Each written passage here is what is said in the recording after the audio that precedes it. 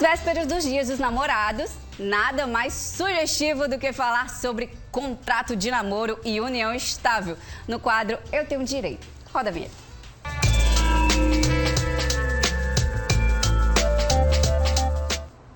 Sheila Sodré trouxe a convidada, a advogada Janaína Nunes. Boa tarde, meninas. Sejam muito bem-vindas. Boa tarde. E para ter um papo desse, minha filha, com certeza a tarde vai ser muito mais agradável. Meninas.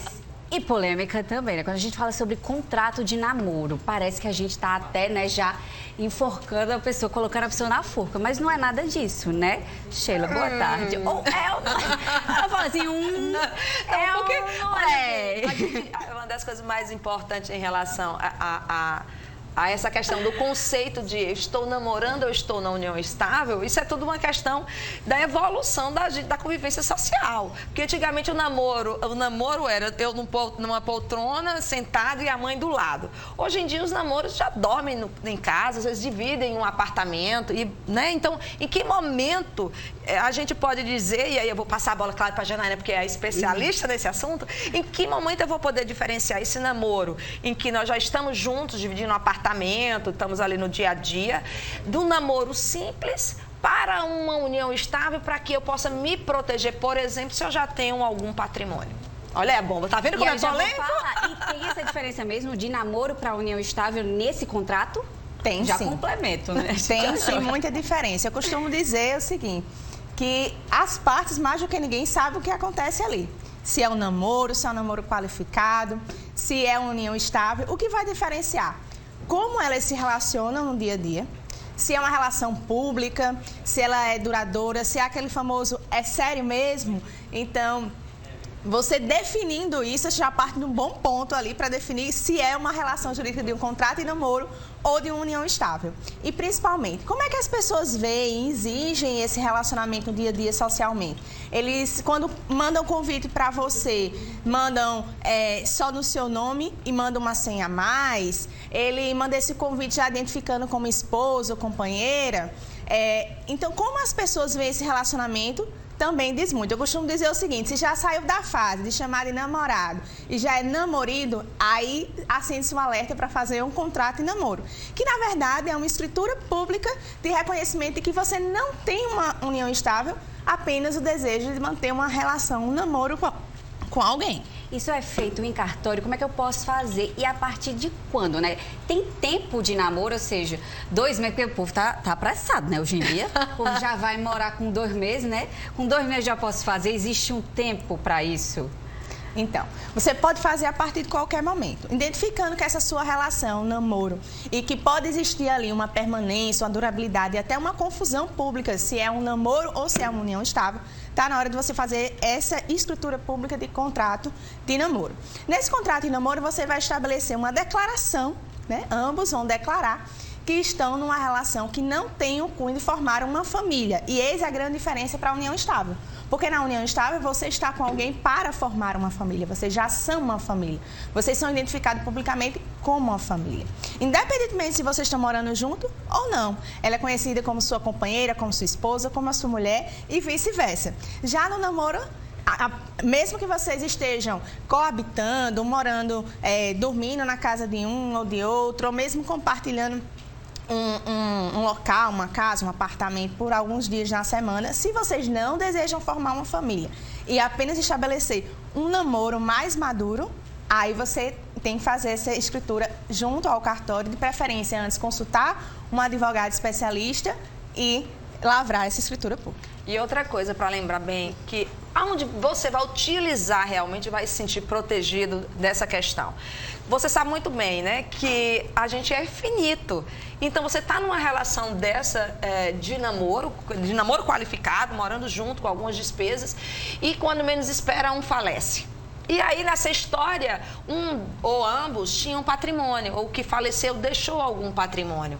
Então, é nesse momento que você já tem uma escritura, os familiares, os pais que teriam direito, aí, no caso especificamente de uma possível herança, tem aquele documento, né, para ali resguardar o direito patrimonial para que o namorado ou a namorada não fique, não há um enriquecimento ilícito nesse ponto aí, porque na realidade, né, ali são bens particulares particulares de um ou do outro. Então, olha a importância, olha como isso faz a diferença. E sem contar também que normalmente ou quase sempre, né, os relacionamentos de namoro dessa forma, eles nunca terminam assim com uma certa civilidade, cada um vai para o seu canto e tá bem.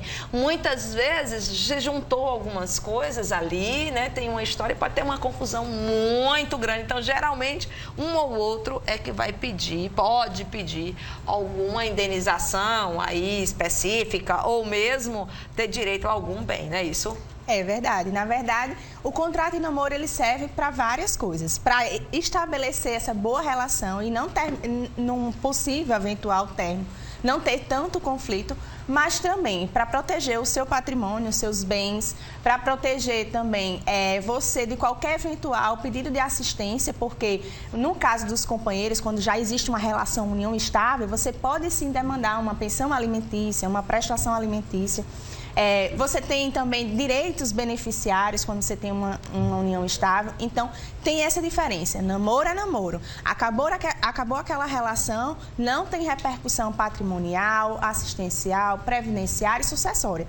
Mas se você tem uma união estável, sendo dissolvida, né, pelo rompimento desse casal ou pelo falecimento dele ou dela, aí vai ter repercussão necessária, sim. E aí, Janaína, tem validade para esse contrato? Você pode colocar, no caso, Sheila, você está podendo colocar lá? Ou, assim, todo contrato tem essa validade? Como é que é feito isso? Para quem está em casa entender também. Olha, até que não... Olha, uma das questões mais importantes, e até porque tem a jurisprudência, é que são tidos como válido na medida em que ele não foi utilizado como uma simulação, né, para tirar proveito de uma das partes. Porque é nesse momento jurídico e as provas sociais é que vai saber se esse contrato de namoro realmente era válido ou uma das partes estava querendo tirar o direito de outro.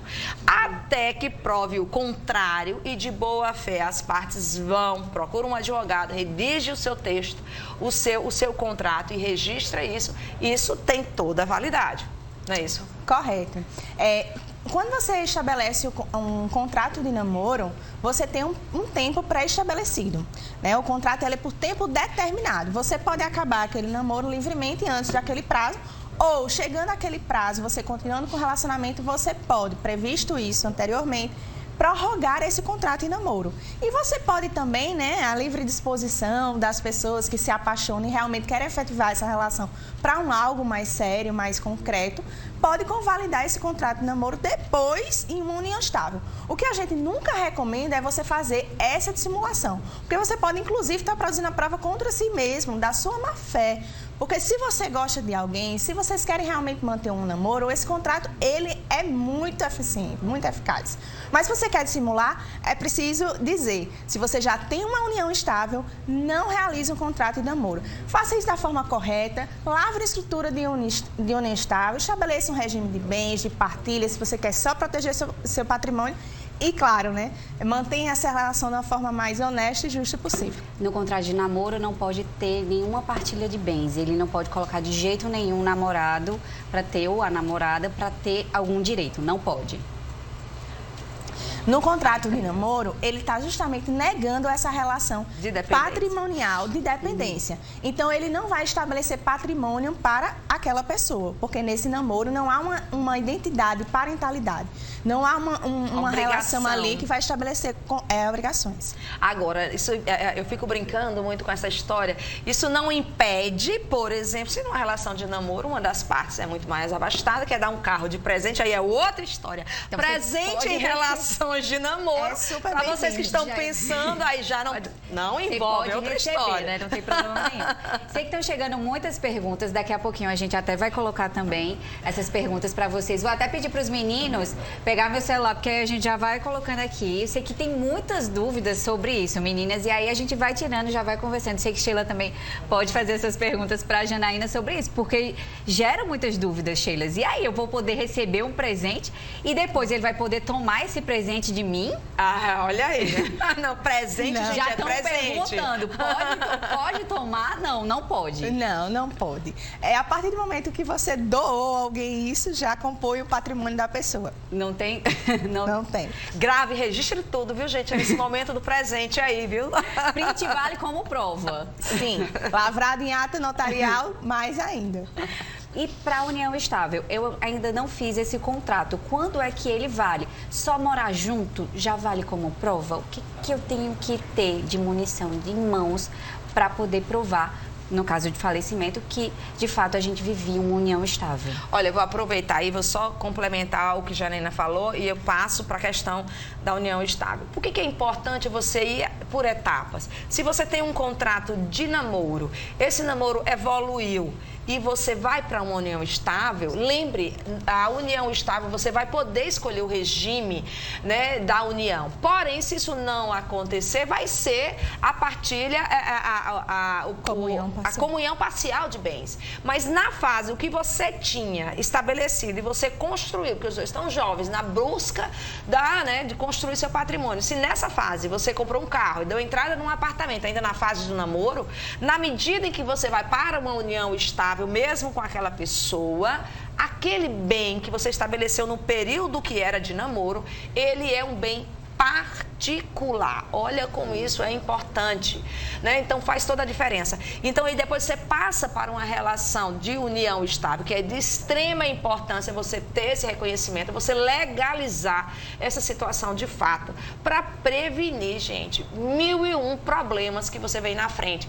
E olha que os problemas a cada dia crescem tanto que a nossa jurisprudência, a Janaína pode falar muito mais sobre isso, é que até as relações bigmas, que eu diria, não vou, né? Uma bigamia de união estável, paralelas, elas já estão também sendo levadas, discutidas no judiciário, e aí tem muitas relações paralelas, né, que seriam aparentemente amantes, que elas tornam e têm direito a bens. Então é de extrema importância você estabelecer realmente por meio, né, da escritura pública a união estável. Que tipo de relação você tem? Estão chegando muitas perguntas, meninas, e ela não quer se identificar, mas é assim, ela namora há 9 anos e o namorado dela vai comprar um apartamento antes do casamento, que está previsto para o ano que vem.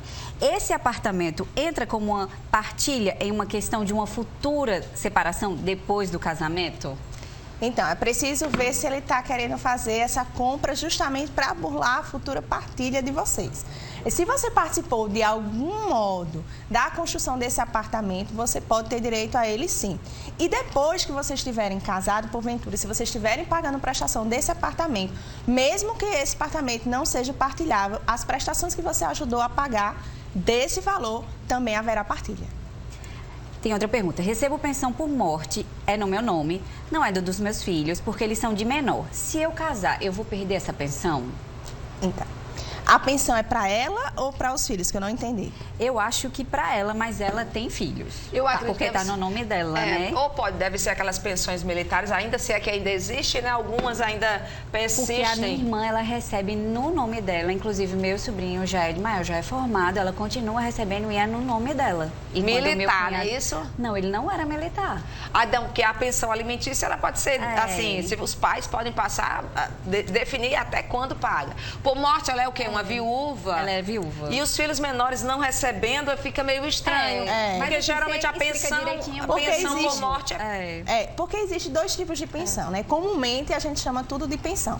Mas tem a prestação alimentícia, que é fixada ou em um acordo ou por decisão judicial, e aí tem que ver em que termos ela foi deferida, se foi sem prazo determinado, se foi um período em benefício das crianças ou da ex-companheira que coabitava com ele, que tinha uma relação.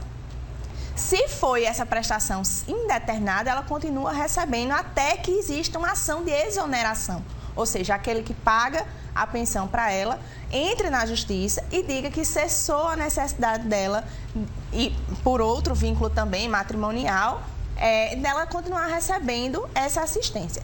Se foi a previdenciária, né, se ela foi dependente, aí o ideal é que ela procure saber qual o grau de dependência que ela tem para ele não receber mais aquele benefício, se aquelas crianças têm benefício também em concorrência.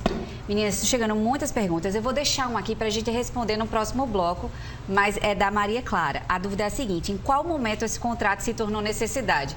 As meninas vão responder. Com a sociedade que vivemos hoje. Daqui a pouquinho a gente vai responder. Você pode continuar aí mandando suas perguntas para o nosso WhatsApp, que Janaína e Sheila voltam já já. Combinado, meninas? Combinadíssimo. Tá bombando aqui o WhatsApp, mas você também pode mandar. Por falar em Dia dos Namorados, você já vai